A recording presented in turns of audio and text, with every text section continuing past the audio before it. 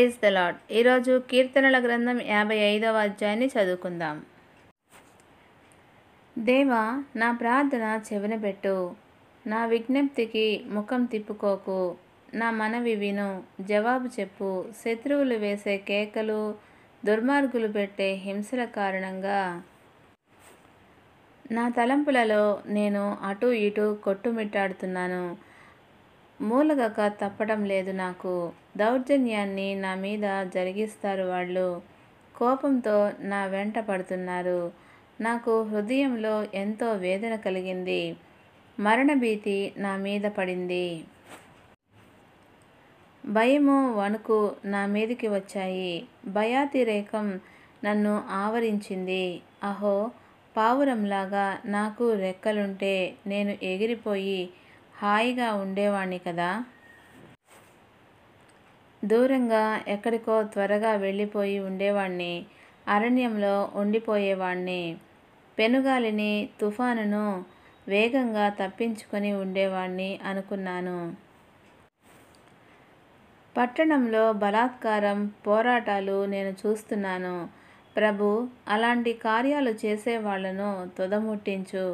వాళ్ళ మాటలు తారుమారు చెయ్యి. రాత్రింపగళ్ళు వాళ్ళు పట్టణం గోడల మీద తచ్చాడుతూ ఉన్నారు. పట్టణం మధ్య చెడుతనం, కష్టం ఉన్నాయి. అందులో నాశనకరమైన క్రియలు జరుగుతున్నాయి. దాని వీధుల నుంచి దౌర్జన్యం, వంచన విడిచిపోవు. శత్రువు కాదు నన్ను దూషిస్తున్నది. శత్రువైతే నేను సహించగలను. నాకు పైగా కూర్చొని విర్రవీగేవాడు పగవాడు కాదు. పగవాడైతే అతడి దగ్గర నుంచి దాక్కునేవాణ్ణి.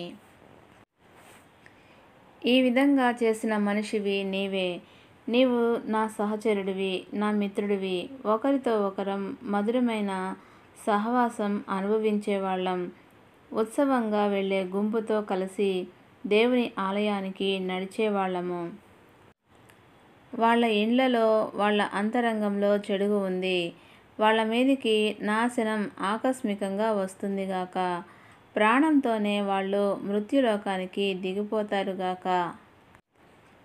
నేను దేవునికి మొరపెట్టుకుంటాను. యెహోవా నన్ను రక్షిస్తాడు. సాయంకాలం, ఉదయం, మధ్యాహ్నం త్రికాలాల్లో నేను మూలుగుతూ ధ్యానిస్తాను. ఆయన నా స్వరం వింటాడు. నాతో పోరాడేవాళ్ళు చాలామంది. అయినా ఈ పోరాటం నుంచి నా ఆత్మను ఆయన ప్రశాంతంగా ఉంచి రక్షిస్తాడు. దేవుడు అనాది కాలం నుంచి సింహాసనాసీనుడు. ఆయన వింటాడు. వాళ్ళను అణిచివేస్తాడు. వాళ్ళు తమ బ్రతుకు తీరును మార్చుకోరు. దేవుడంటే వాళ్లకు భయమేమీ లేదు. అలాంటి వాడు తనతో సఖ్యంగా ఉన్న వాళ్ళ మీద చెయ్యి ఎత్తుతాడు. తాను చేసిన ఒప్పందం తానే భంగం చేస్తాడు. అతడి నోట్లో నుంచి వెలువడే మాటలు వెన్నలాగా ఎంతో మెత్తనివి. కానీ అతడి హృదయంలో యుద్ధం చెలరేగుతూ ఉంటుంది. అతడి మాటలు నూనెలాగా నునుపుగా ఉంటాయి. కానీ అవి వరతీసిన ఖడ్గం లాంటివి. నీ బరువంతా యెహోవా మీద మోపు. ఆయనే నీకు అండగా ఉంటాడు. న్యాయవంతులను పడిపోనివ్వడు ఆయన.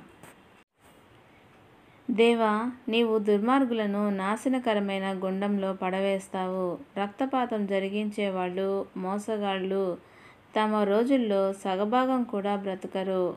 కానీ నేను నిన్ను నమ్ముకున్నాను. దేవుడి పరిశుద్ధ వాక్యమును దీవించునుగాక. ఆమేన్.